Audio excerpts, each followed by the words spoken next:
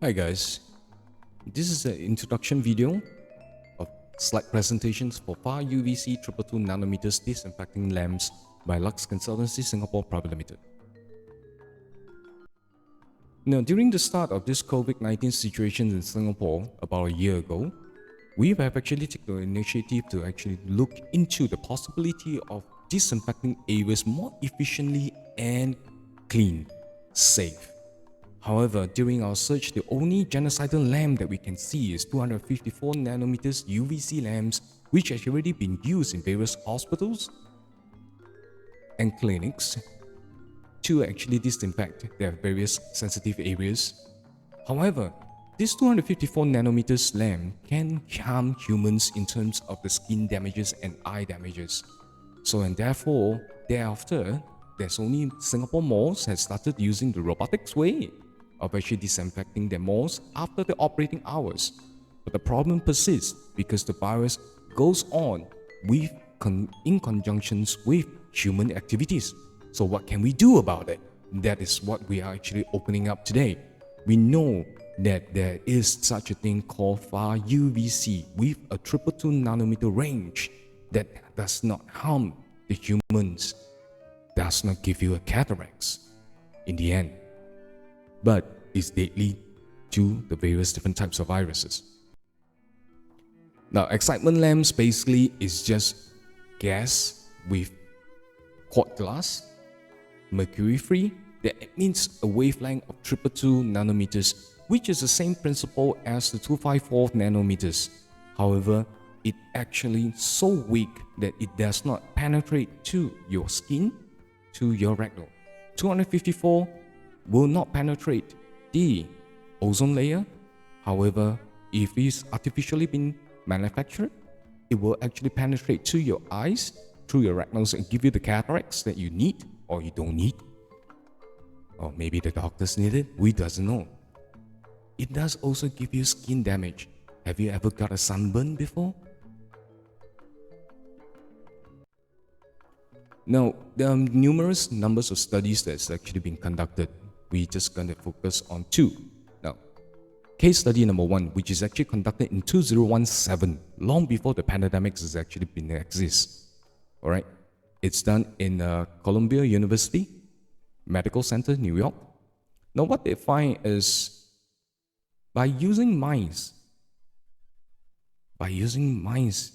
we have a skin same tolerance as human,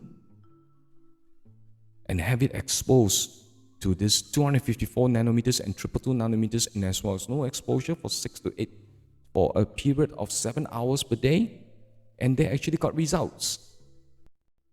Now, the results over here that you see is featuring that is actually harmless to the skin. It does not cause any form of skin damages, as you can see on the screen. The cells information from your skin does not even have a difference between the non-exposures and the exposure. However, in all these slides, we did not mention it's very deadly to the various different types of virus, including COVID-19, and as well as MERS, and as well as influenza H1N1. Another skin study, as you can see, it's basically clear. There's no damage. The pigmentations are all still there. Isn't it exciting? Now, in terms of discussion-wise, basically they're saying that there's no biological effects, or should there be only minimum, and it does not actually harm you too much that you need to be having a sunburn, or you need to actually go for an eye doctor too for cataracts. Isn't it such a good thing? Case study number two is actually a clinical trial funded by Kobe University. All right, what they do is they took 20 healthy volunteers and actually go into a trial by exaggerating the exposure. Each of these candidates is exposed to this ray of light, and after being taken into measurements, they actually cut the skins out and then go for the microscopes and so on, and their findings are incredible. As you can read from the text, all of them actually have been exposed to an energy level measuring up to 500 millijoules per centimeter square. By the way, the millijoules is based on the numbers of seconds that has been exposed by milliwatts. As you can see on the chart itself, irradiated by this 222 nanometers, not much of a difference between the negative ones or the non-irradiated one.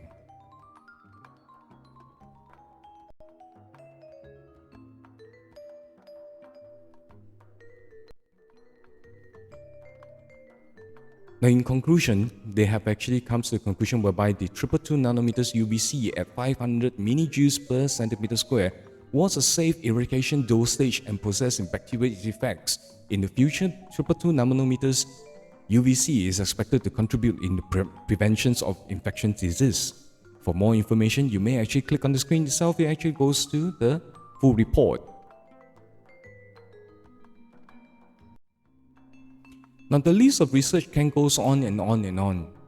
However, they are always mentioning that there's lacks of long-term effects of exposure to light. Now, let me ask you this question right now. Does the current vaccines for COVID-19 has any effects on you for the long term? Can you answer the question? If you can't, maybe we should get a chance to enable us another layer of protection, another layer of weaponry against such a COVID-19 or H1N1 influenza or MERS. We will never know. As long as the virus is not exposed themselves or mutate themselves in such a way that they have the protein or the RNA unable to be destroyed by the UVC, we still have a weapon in place. Do drop us a line, do drop us an email. We shall be able to answer you on this Far UVC that is so good. It's not 100%, but it's 99.9% that it can protect you while you are in it. Thank you.